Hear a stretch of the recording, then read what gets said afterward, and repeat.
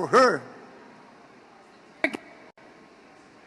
One quick question only, Mr. Chair.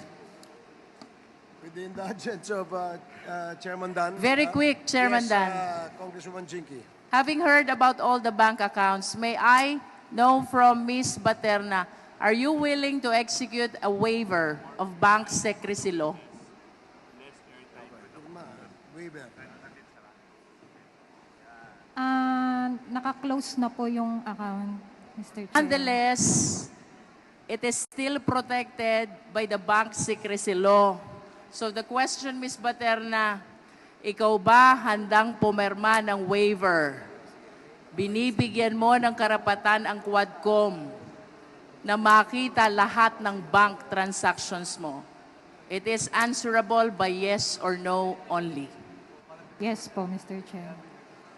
Yes. Mr. Chair, I'm requesting the Quadcom to facilitate the necessary waiver as manifested by Ms. Baterna. And as a follow-up question, Ms. Baterna, ano po ba ang mga bangko ninyo? China Bank po. China Bank, what branch? Angeles, Mr. Chair. What else? Yan lang po, Mr. Chair. One bank only? Yes po sa akin, Mr. Chair. It's quite hard to believe, Ms. Baterna. Yes po, Kung Mr. ikaw Chair. magwe-waive, make sure you waive all bank accounts. Yes po, Mr. Chair. I'm requesting the Quadcom, Mr. Chair, that we facilitate the necessary waiver. Thank you, Mr. Chair. Mr. Thank you, Chairman, Congressman Ariat is directed to coordinate with Ms. Baterna with respect to waiving her right and giving access for the committee to look into her bank records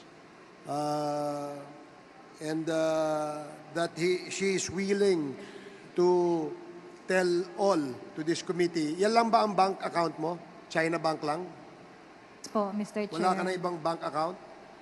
Dati po meron AUB pero hindi ko nilipat ko na po kasi sa China Okay. Bank, Mr. Sige. Chair. Chairman Dan Fernandez. Miss Ronaldine Baterna, alam mo, sa totoo lang talagang gustong-gusto ka namin tulungan. As a matter of fact, kung tatanungin mo, kasi single mom ka, gusto na namin sana makauwi ka na ngayon.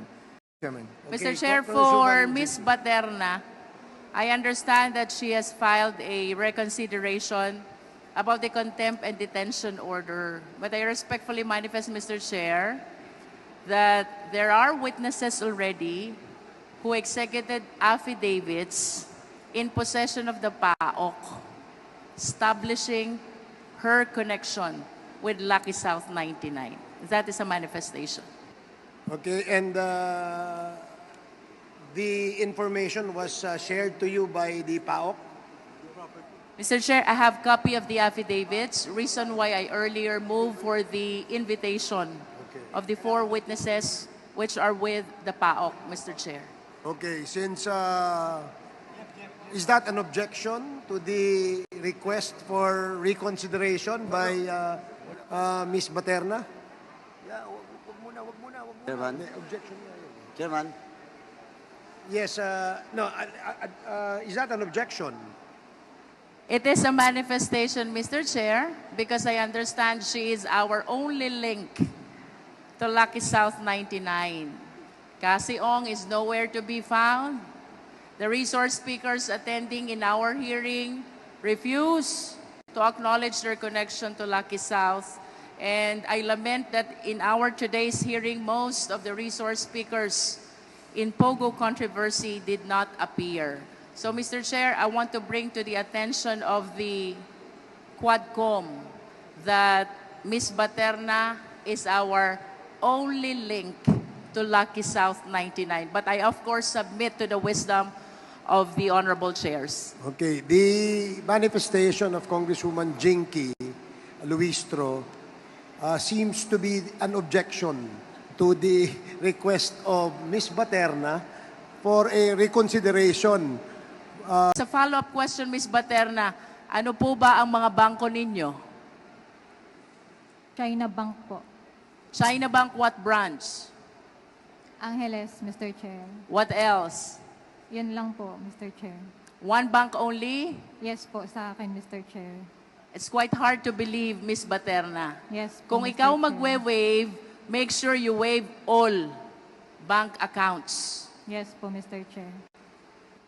I'm requesting the Quadcom, Mr. Chair, that we facilitate the necessary waiver. Thank you, Mr. Chair.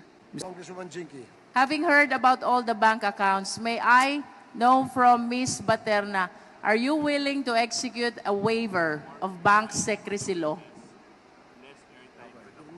Waiver. Naka-close na po yung account, Mr. Chair. Nonetheless, it is still protected by the bank secrecy law. So the question, Ms. Baterna, ikaw ba handang pumirma ng waiver? Binibigyan mo ng karapatan ang Quadcom na makita lahat ng bank transactions mo. It is answerable by yes or no only. Yes po, Mr. Chair. Mr. Chair, I'm requesting the Quadcom to facilitate the necessary waiver as manifested by Ms. Baterna.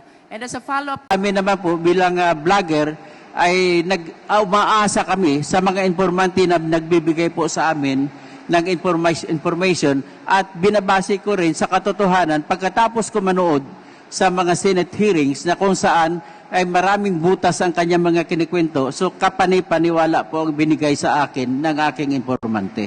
Ganun lamang po, Your Honor.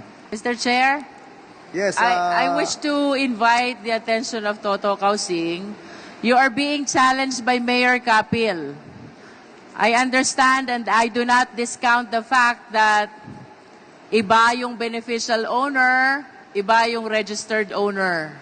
But if you have proof to show na mayroon talagang pag-aaring condotel, luxury car, armored vehicle, just like what you are saying today, I hope you can show proof because the mayor has challenged you already.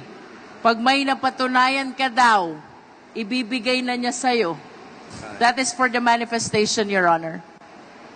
May I answer now? Sige, anyway, ganito po yan, Mr. Chairman. Yung kwento sa akin, kinlaro ko yung nagkwento sa akin ng aking informante. So, meaning to say, I do not have any evidence to say, to show that it was his or whatever, but I only... Mr. Chair, with all due respect, but I wish to interrupt Toto Kausing. This is an inquiry in aid of legislation. We do not allow hearsay evidence. We do not allow testimony if the declarant has no personal knowledge. So until and unless Toto Kausing has personal knowledge of all the accusations against Mayor Kapil, I think we need to come up with a resolution on whether to allow him to continue attending our hearing. Thank you, Mr. Chair. Yes, we take note of